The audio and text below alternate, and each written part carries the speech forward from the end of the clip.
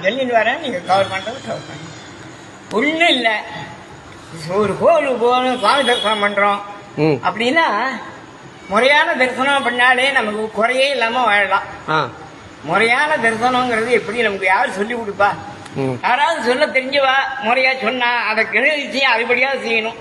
முதல்ல ஒரு கோவிலுக்கு போறோம் பாருங்க, இப்ப உள்ள காலகட்டத்துல யாரோ ஒருத்தர் செஞ்ச பிழையே எல்லாரும் செய்ய ஆரம்பிக்கிறா. என்னன்னு கேட்டீங்கன்னா, அந்த படியை போய் இப்படி இப்படி தொட்டு தொட்டு கும்பிடுவா. ஆமா, மகா பாவம் அது. படியை தொடப்படாது. படியில கீழே மூதேவி இருக்கா, மேல லட்சுமி இருக்கா. படியை பார்த்தபடிதான் வாங்கணும். இரவு இல்லாம பகல் இல்ல, அதனால கஷ்டம் இல்லாம சந்தோஷம் இல்ல, ரெண்டும் உண்டு. அதனால அதுக்கு மதிப்பு கொடுக்கணும். அந்த படியை என்ன பண்ணணும், எக்கத்துல நின்று பார்த்தபடி கும்பிடணும். பார்த்த படி கும்பிடணும். படியை வணங்கணும். பார்த்த படி கும்பிடணும். ஆமா, அந்த படிப்படியா நம்ம மேல போகணும். படியை தாண்டி போகணும். எந்த குளறுபடியும் இல்லாம வாழ்க்கை நல்லபடியா நடக்கணுங்கிறதுக்கு இந்த படியை முதல்ல வணங்கணும். படியை தாண்டி தான் போகணும். படியை தொட்டோம்னா மடி தப்பு. படியை தொட்டாச்சுன்னா மறுபடியும் குளிச்சுட்டு தான் கோவில்ல போகணும். படியை தொட்டா அதுதான் அந்த காலத்துல பஞ்சகச்சம் கட்டுறது, கோபினம் கட்டிக்கிறது, படியை தாண்டி போறது, படியை மிதிக்க கூடாது, படியில உட்கார கூடாது. ஏன் தெளிவாலாம் சொன்னா, அந்த மூதேவியை நம்ம டைரக்டா போய் கட்டி பிடிச்சி அவளோட சரண்டர் ஆகிடக்கூடாதுங்கிறதுக்காக வேண்டி படிக்கு மதிப்பு கொடுக்கணும். அதே சமயத்துல படியில போய் உறவாடியில அதுலயே போய் தொட்டு இருந்தா உருப்படி ஆகாது. அந்த படிங்கிற ஒரு வார்த்தைக்கு 3 பொருள் உண்டு தமிழ்ல.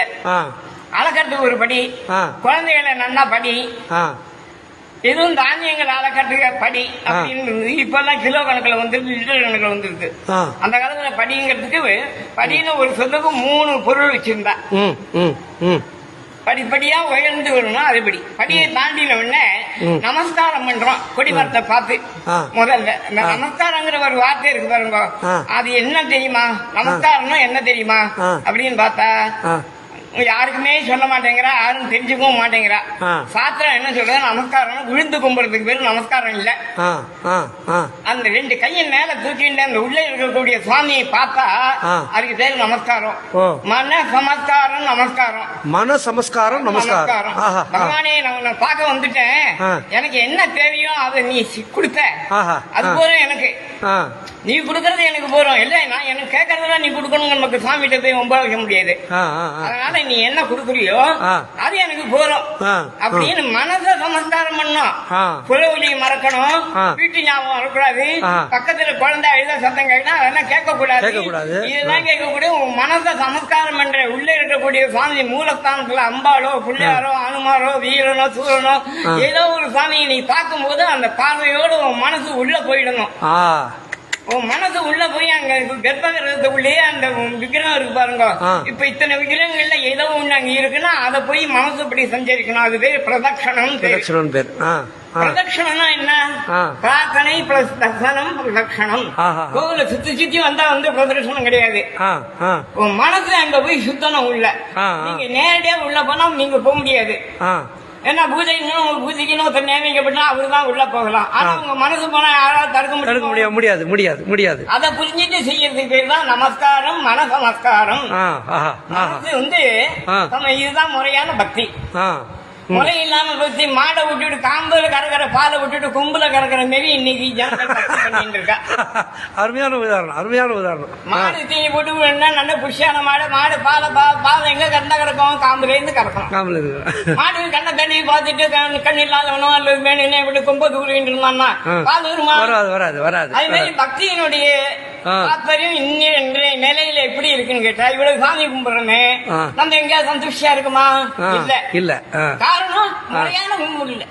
ஒரு குழந்தை பள்ளிக்கூடம் போகணும், நல்லா படிக்கணும், அடக்க ஒடுக்கமா இருக்கணும், வாத்தியாரை மதிக்கணும். அப்படின்னா அவன் பாஸ் ஆகுவான், படிப்பான், பிற்காலத்தில் நுழைந்திருப்பான். அந்த படிக்கிற குழந்தைக்கு வச்சிருவோம். பக்தியிலிருந்து குழந்தைக்கு வந்துருக்கோம். இப்போ அந்த குழந்தை என்ன இப்ப 6ஆம் கிளாஸ் 7ஆம் கிளாஸ் போகணும்னா என்ன வாங்கணும்? மார்க் வாங்கணும்.